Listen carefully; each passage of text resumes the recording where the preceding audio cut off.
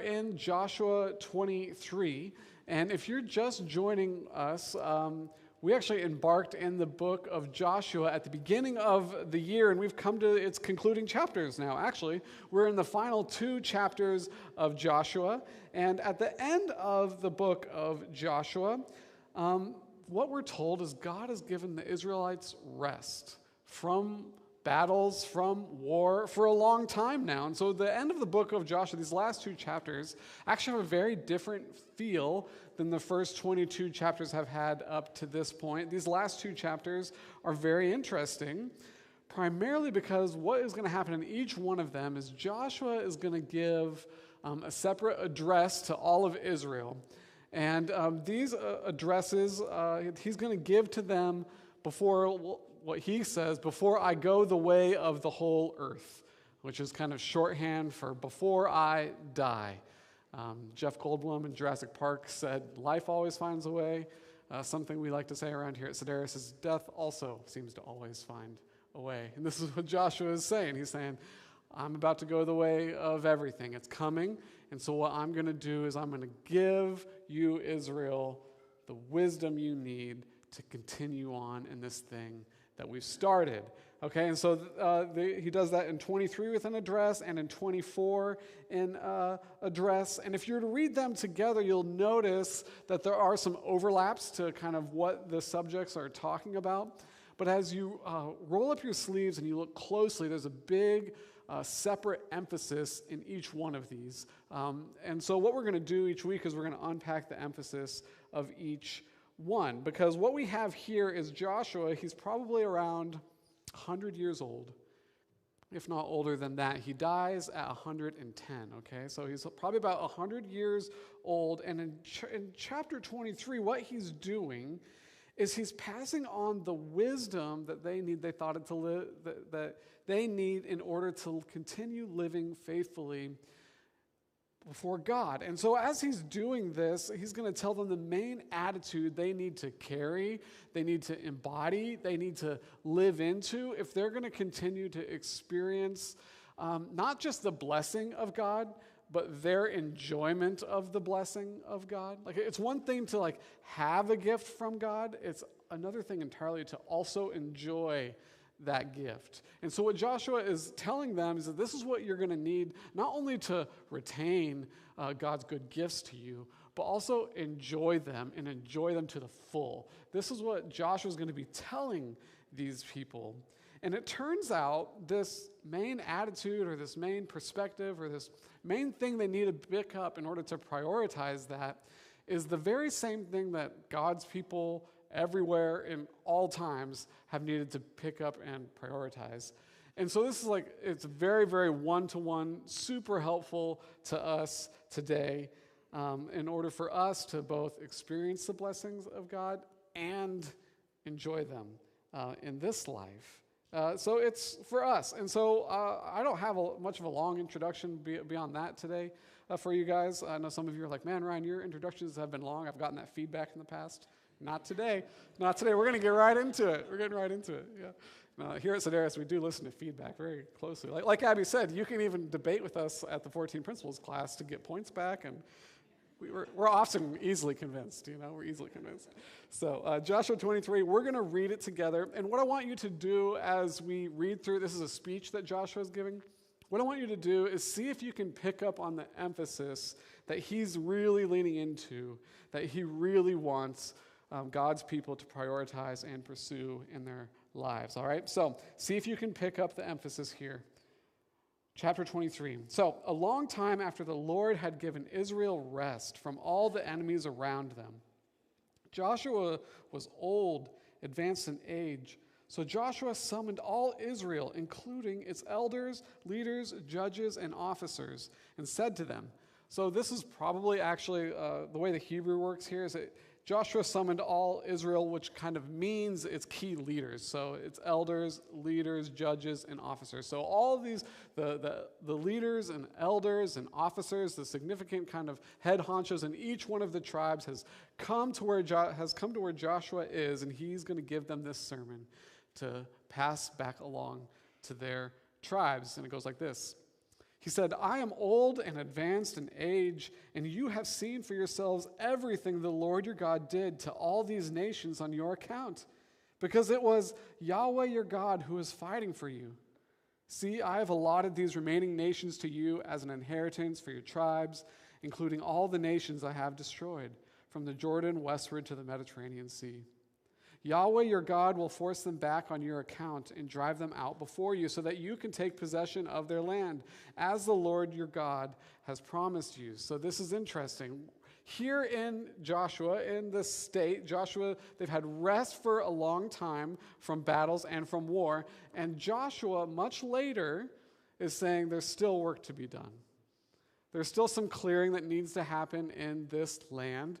So in a certain sense, in a very real way, there's this kind of already but not yet kingdom of Israel that's happening. That's a reality even for them. Sometimes people describe the Christian life like that, like already Jesus has come into my life and changed so much, but his kingdom hasn't come in full in my life yet. There's still a lot of work to be done. That's the kind of the state that Israel is in right now as well. And so Joshua says, be very strong. This is a callback to chapter 1 when God tells Joshua, be strong and courageous. Be very strong, Joshua is passing along then, and continue obeying all that is written in the book of the law of Moses, so that you do not turn from it to the right or left, and so that you do not associate with these nations remaining among you. So this association with the nations isn't necessarily just because they're different, just because they are a different nation or ethnicity. The prerequisite is following the law of Moses. So he's going to say, in your pursuit of the law of Moses, you're not going to be able to associate with people who, for instance, lean into sex trafficking or child sacrifice. Okay, so there's this association that is coming from this precondition of following everything God has asked you to do. All right, well, let's keep going. Do not call on the names of their gods or make an oath to them. Do not serve them or bow in worship to them. Instead, be loyal to the Lord your God as you have been to this day. The Lord has driven out great and powerful nations before you, and no one is able to stand against you to this day. One of you routed 1,000 because of the Lord your God, because the Lord your God was fighting for you as he promised. So diligently watch yourselves. Love the Lord your God. If you ever turn away and become loyal to the rest of these nations remaining among you, and if you intermarry or associate with them and they with you, know for certain that the Lord your God will not continue to drive these nations out before you. They will become a snare and a trap for you, a sharp stick for your sides and thorns in your eyes until you disappear from this good land the Lord your God has given you. I am now going the way of the whole earth, and you know with all your heart and all your soul that none of the good promises the Lord your God made to you has failed. Everything was fulfilled for you. Not one promise has failed. Since every good thing the Lord your God promised you has come about, so he will bring on you every bad thing until he has annihilated from you this good land the Lord has given you, if you break the covenant of the Lord your God, which he commanded you, and go and serve other gods and bow and worship to them. The Lord's anger will burn against you, and you will quickly disappear from this good land he has given you. So that's the sermon. That's the sermon. It's an encouragement. It's an exhortation. It's a warning. It's a lot of different things. And did you pick up on the emphasis here? Did anybody pick up on this is perhaps the emphasis of chapter 23? You can shout it out. Be loyal. Oh my gosh, great students of Scripture here. Oh my gosh, good job, Demi. I see that. I see you. Oh, that's good. That's good. That's good. I meant to have that conversation with you, George. That's my bad, not your bad. Be loyal. Be loyal. Be loyal. And where does this really come from? There's this loyalty. There's a long list of things not to do here that starts in verse 6, really. And there's this, and don't associate, don't bow down, don't worship their gods, don't do boom, boom, boom, don't intermarry. And then instead, verse 8, be loyal to the Lord your God as you've been to this day. Instead, be loyal. And then it gets really emphatic. One of the things that in the Hebrew and in Greek, the original languages of the Scripture, There's not punctuation in here. And so what these translators do is they use punctuation to help us find emphasis often. And so there's some significant punctuation that goes with the loyalty. Right down here in verse 11, they use exclamation points. That's not in the original languages, but there's kind of verb structure here that lets the reader know, like, oh, this would have been apparent to the Hebrew listener and apparent to the Hebrew reader. We need to listen up. It goes like this. So diligently watch yourselves, in verse 11. Love the Lord your God, exclamation point. And then in verses 12 and 13, the emphasis actually continues. So diligently watch yourself. Love the Lord your God. And in verse 12, there's this doubled up verb. It's the same verb. You really can't translate it in English because it would seem very silly. It says, verse 12 reads, if you're turning away to turn away, if you're turning away to turn away and become loyal to the rest of these nations remaining among you, and if you intermarry or associate with them and they with you. And then in verse 13, it does the same thing. If you are knowing to know that Yahweh, your God, will not continue to drive these nations out before you. So we have this big emphasis of loyalty. We need to be loyal to God.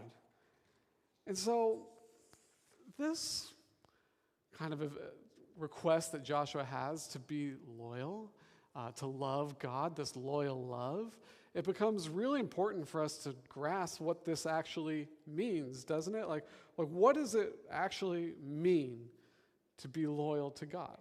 Like, what does Joshua have in mind when he uses this word loyal?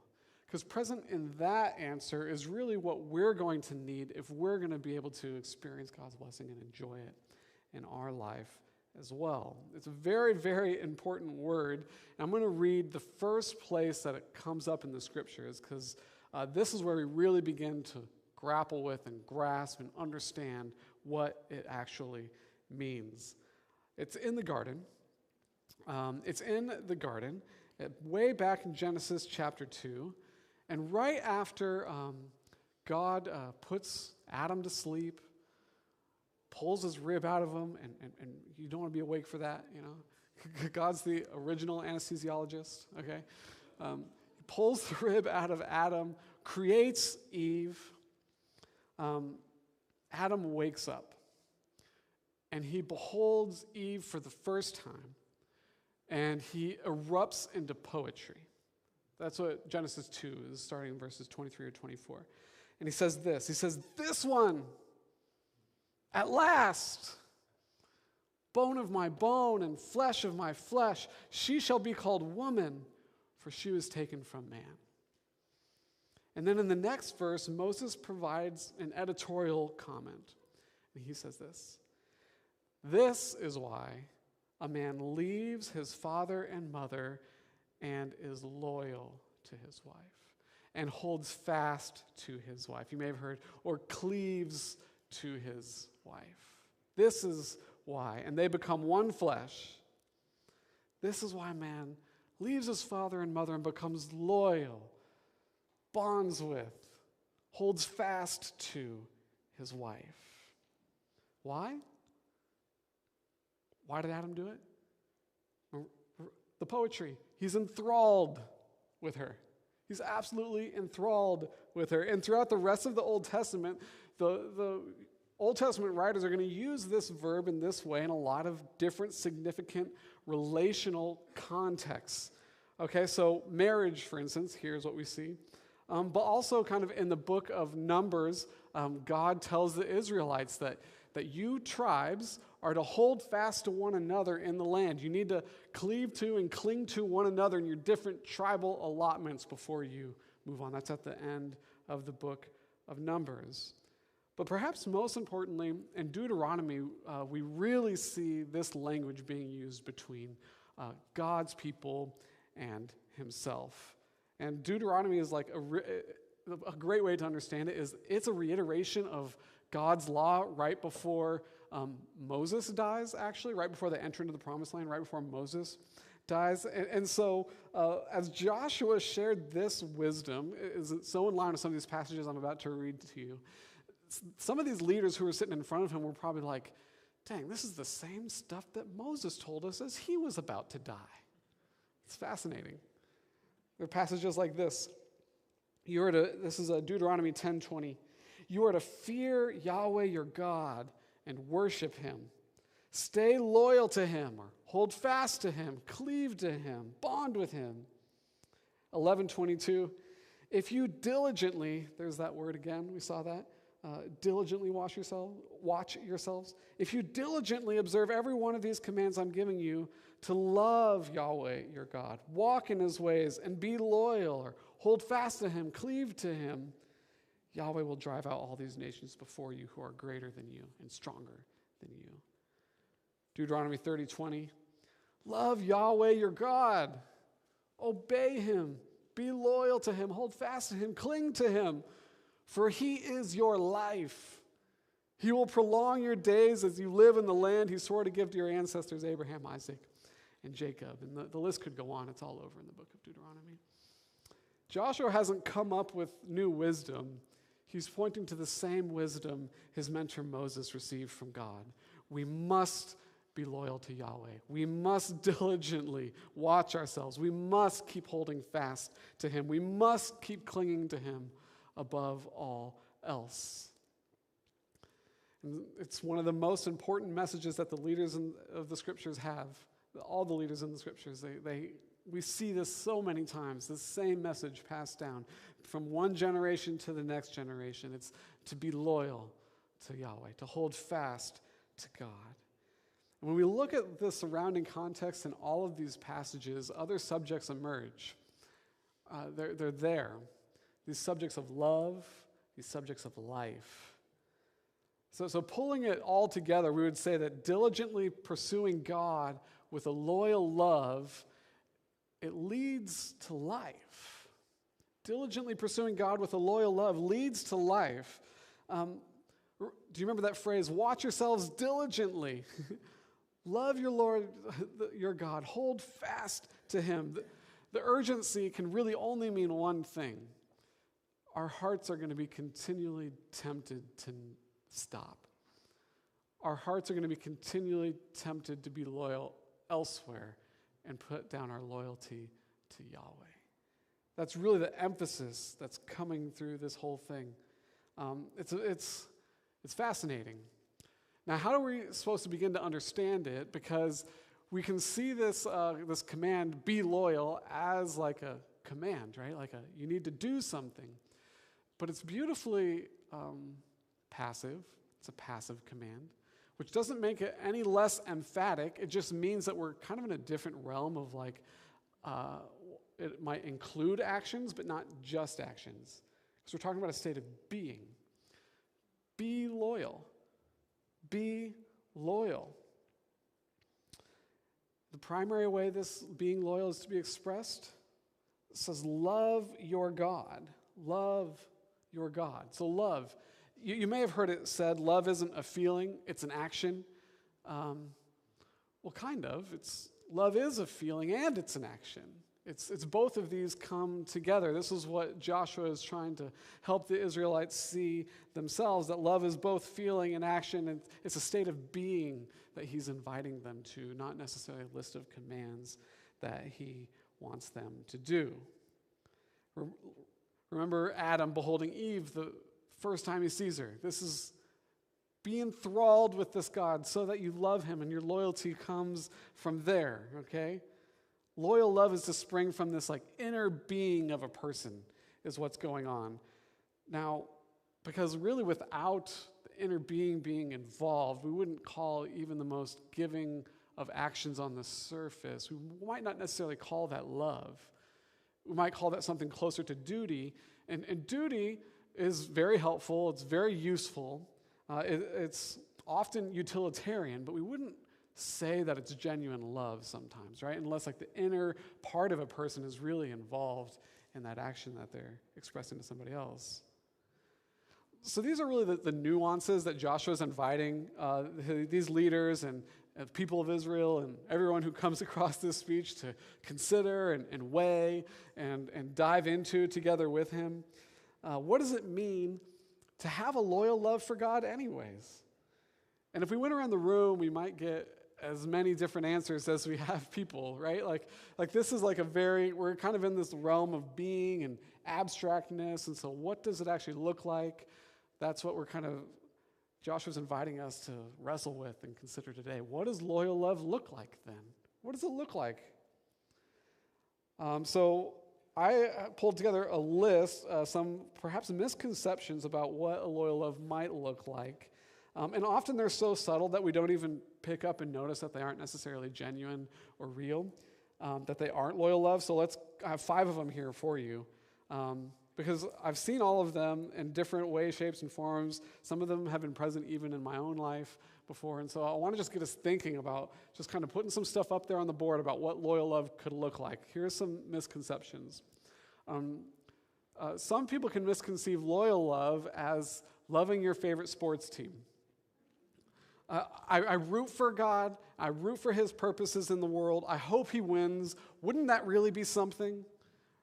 Right? That's not exactly loyal love, right?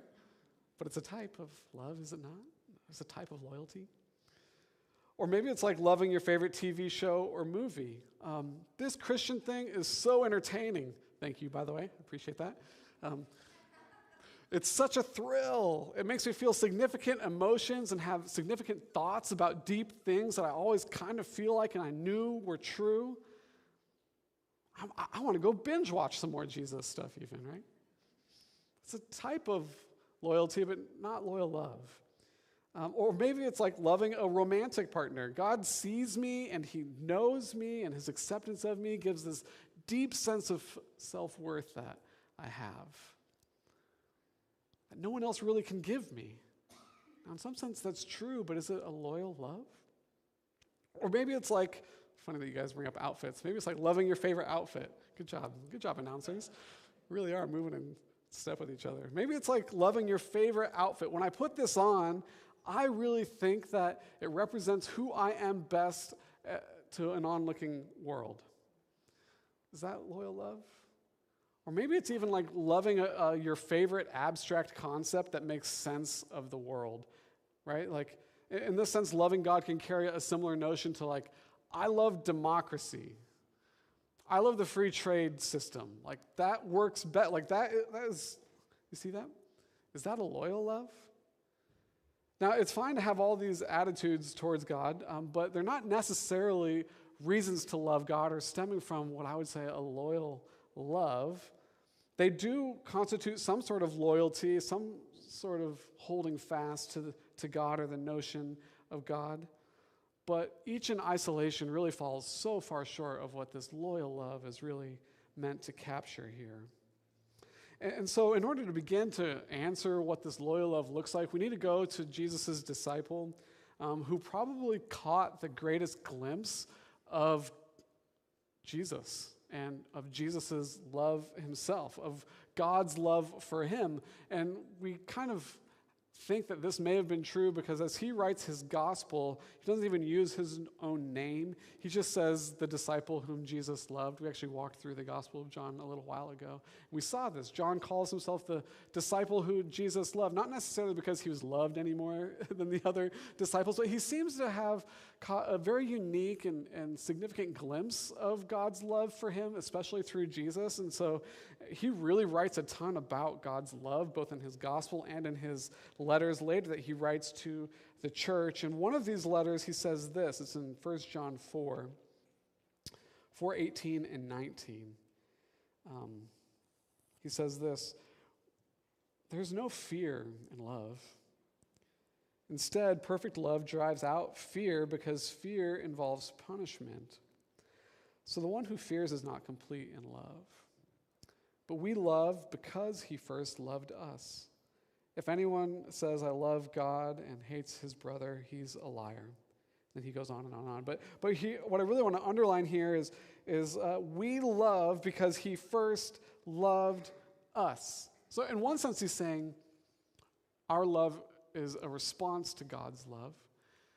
And in another sense, he's saying our love is of the same character or quality of God's love. That God's love is similar to how we see it being done, and so we extend love. And so what we really need to be asking the question is, what characterizes the love of God then? What characterizes God's love? Because then we can really see the way in which we're called to love as well, even our love back to him, as well as love to one another, as well as love to the outsider. What characterizes that love? Well, John tells us that too in his gospel, and it's going to be a verse you've heard maybe once before. It goes like this in 1 John 3:16. John says, "For God loved the world in this way. He gave his one and only Son, so that everyone who believes in him will not perish but have eternal life." So what characterizes God's love? It's giving. It's giving. We're not talking financial giving. We're talking about giving of his life, everything. Giving. What characterizes God's love is giving. You may have seen that verse or heard that verse kind of translated in a different way as you were growing up. I kind of really love this new translation of this verse because it's so clear. For God so loved the world in this way, he gave. He gave. He gave his one and only Son all the way to the point of death on the cross. He gave himself for us, all of himself. His one and only Son. He didn't hold anything back. He gave all of himself for us. That's love. And so what's our genuine love to be then? Well, a giving of ourselves. Our love of God, our giving of ourselves back to him. That's love. But when you love God like a sports team, all you give is a ticket price, a few hours of your time here and there, and whenever the topic of that sport comes up, perhaps you put in a good word for him, you know? I mean, even if in the public eye, God has a pretty bad record, but if you're a good sports fan, you'll still put in a good word. Like me and my Colorado Rockies, you know? Hey, they're going to do okay. See what I'm doing? See what I'm doing? He says they're bad. No, they're going to be okay. They're not going to be as bad as the White Sox last year. I hope not. They're on pace to be, but they're going to pull it out. Okay, no, but you see that? That's loving God like a sports team. When you love God like a movie or a TV show, all you give is your attention so long as he's entertaining and he's exciting. So long as it's interesting, there's twists and turns in the road to keep you on the edge of your seat. That's when you'll love and be loyal to God. And I've actually seen this so many times. So many people passionately, zealously love God in their 20s when everything is new and exciting. They're living in new places with new relationships, doing new things that they've never done before. Maybe Christianity is one of those things. But in the 30s, when life gets uninteresting and repetitive and dull, they fall away. They love God like a TV show or a TV series or a movie. That's not loyal love. When you love God like a romantic partner, all you give is really your involvement so long as you feel his presence, as you feel his words of affirmation. The only problem with that is that one of God's ways that he grows his people is he steps back from them and he's silent. And if you love God like a romantic partner, you're going to go find some other relationship that'll give you that validation that you're needing. And you'll fall away in that way. If you love God like a favorite outfit, all you give is your image to him and displaying him when it feels good to do so. This isn't really necessarily a problem so much here in Seattle, but we see often people who move to Seattle from other places where it's cool to have the Jesus outfit on. And you get to Seattle and you're like, oof, it's not cool here. And so we see people take it off and walk away from it. I've seen that happen so many times. When you love God as a useful concept that organizes humans for flourishing, that'll go all great and well until you might experience significant suffering in your life. And then it's like, well, where is God? this isn't useful. Or maybe when you see that other people who embrace his way of how the world works, if you see them committing significant atrocities, you're like, what the heck? I guess God and the right way to live aren't wed together. I'm putting this down. It's actually not that helpful in the world.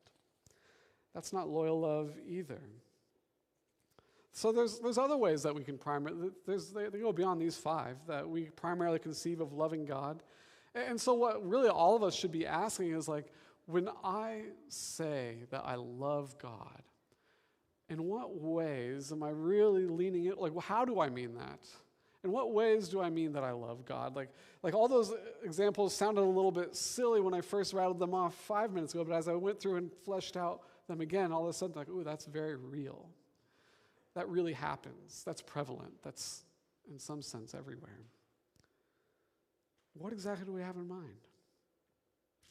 So what is a loyal love that gives then?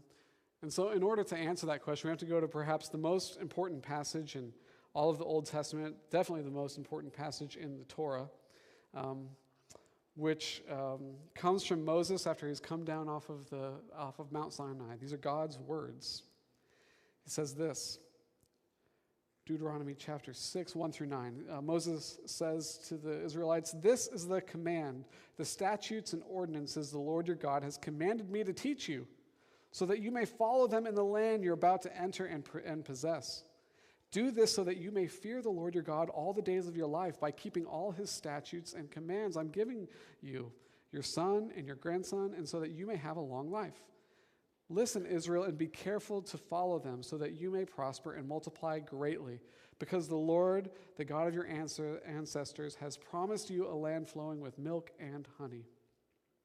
Listen, Israel, the Lord our God, Yahweh is one. Love Yahweh your God with all your heart, with all your soul, with all your strength." There's that love your God with what?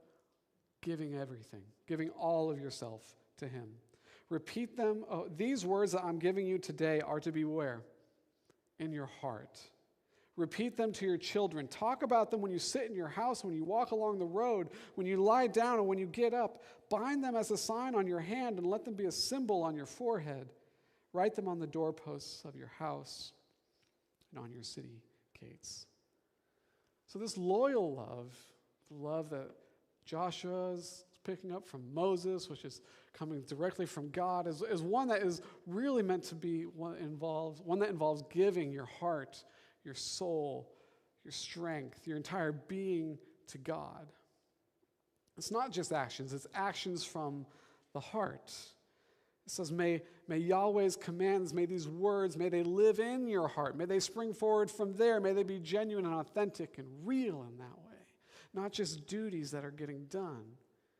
And when they are, they'll naturally come out all over the place throughout your days. When you wake up, when you lie down, when you're out and about, when you're at home, when you're with your friends, you'll talk about them. When you're with your spouse, you'll talk about them. When you're with your children, you'll talk about them. They'll just come out of you. This just happens because our hearts regurgitate our loyalties. And there's no getting around that reality. Our hearts regurgitate our loyalties. And so one of the ways we can begin to ask, am I loving the Lord God with all my heart, mind, soul, and strength, is to ask what's getting regurgitated in my mind and in my words, my actions. There's just no way around our heart regurgitating our loyalties. That's just what happens. It's the giving of one's entire being to God. That's loyal love. To him, to his praise, to his purpose, all of it. It's a tall order. It's a really tall order, guys. I'm not going to sugarcoat it for you. It seems like too much. Surely God can't expect this from feeble human beings. Am I right? But when God showed up in the person of Jesus, he underlined it. He said, yes, this is what I think you can do. Jesus says this in a kind of like a question and answer event, that Q&A he's running with the religious leaders of Israel in Matthew chapter 22, starting in verse 34. When the Pharisees heard that Jesus had silenced the Sadducees, pretty good Q&A, Okay, the Sadducees' objections are over. Jesus has put those to bed. They came together, and one of them, an expert in the law, asked a question to test Jesus. Teacher, which command in the law is the greatest? He said to him, love the Lord your God with all your heart, with all your soul, with all your mind. This is the greatest and most important command. The second is like it, love your neighbor as yourself. All in the law and the prophets depend on these two commands, or you could say, hang on these two commands. From these commands, like kind of picture a mobile that's over like a infant's crib. There's a lot of things that dangle from it. Like it comes from a single point, and everything dangles off of it. This is the picture here. He connected loving God to all the law and all the prophets. That's the entire Old Testament. It's fascinating. He's saying all those other commands and warnings are attached to this love of God and of neighbor. Meaning if you say you love God but don't have this devoted focus to everything that he's about, then you're just loving him like you would a sports team, a TV show, all these other things. And Jesus said it most pointedly at the Last Supper when he looked at his disciples and he said, each of you must deny yourselves, pick up your cross, and follow me. Your life is to be about my purposes, not yours, to the death. And he said, if you love me, you will keep my commandments. And his commandments are all encompassing, all encompassing. That's loyal love. Now, I think what's fascinating here is we can really kind of get bogged down in this notion of like, okay, so like I'm going to get a list of the commands then. I'm going to get a list of the commands. I'm going to try to follow them best. And we're in Joshua right now, so it's like, okay, what are these commands that Joshua has in mind? This is the law of Moses, and so we can look to the first 5 books of the Bible and like, oof, yeah, but which of these am I really supposed to like do, Because like I don't really struggle with boiling a goat in its mother's milk. I don't know about you. I don't. Is that really for us today? There's a lot of these in here, And what I like to do is I think that conversation can be a good one. It can be helpful if it's like engaged honestly, and if you really want to roll up your sleeves and diligently, like let's talk about the law of Moses and what goes where and what's on for today and what's not on for today. But sometimes I feel like that we can ask that question and all of a sudden it can turn into like, I don't know what in here is like really to be followed or not. Like I just need to do a lot of work and can't really figure that out. So I'll just try to do my best. I like to just like pivot that conversation to Jesus just said, if you love me, you will obey my commands. And don't abstract to like, okay, Jesus is the Word of God, so let's look at the whole Word of God. Let's just first start with taking Jesus for his commands that he said. We can be diligent about that. We can like read through the gospel accounts and we can get really clear on some of these big things that Jesus is calling his followers to do. Here's a short list of them. They're things like this. Let your light shine before the world. Abide in me. Be reconciled to one another. Don't tolerate disunity. Keep your word, even if it hurts. Love your neighbor as yourself. Love your enemy, and remember, love equals give, so Jesus is saying, give to your enemy.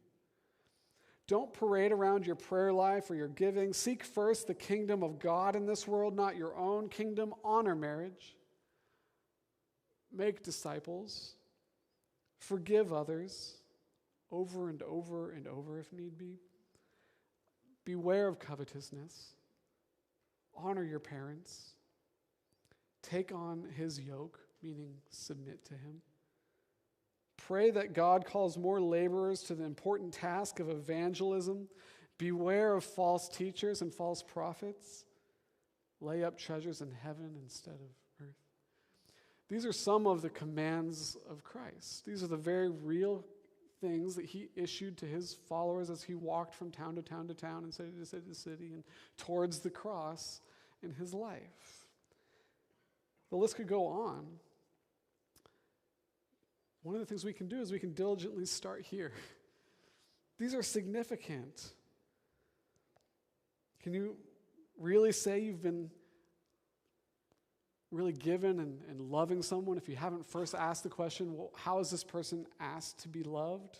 No, you really can't. So what we need to do is search through the Gospels, and God says, this is how you can love me. This is how you can give to me.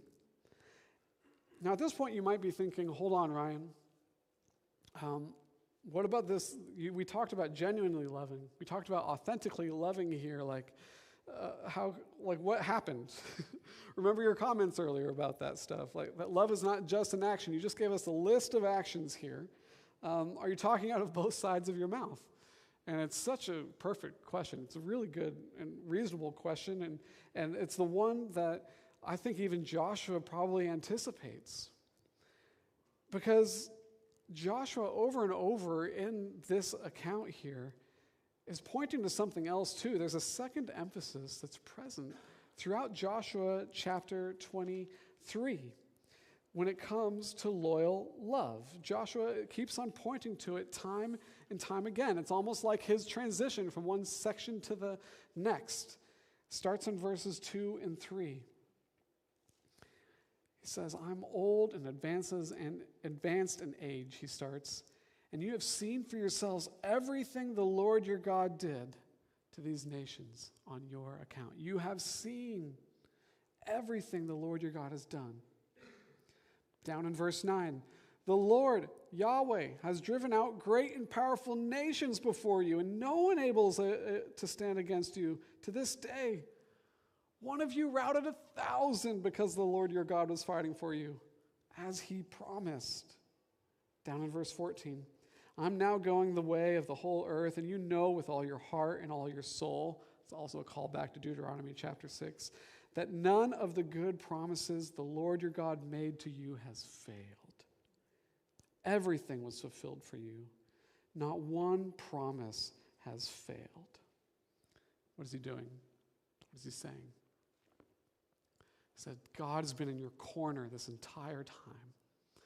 God has been loyal to you. God has held fast to you.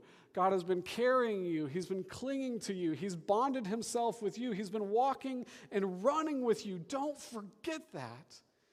You have the perfect husband. He's incredible.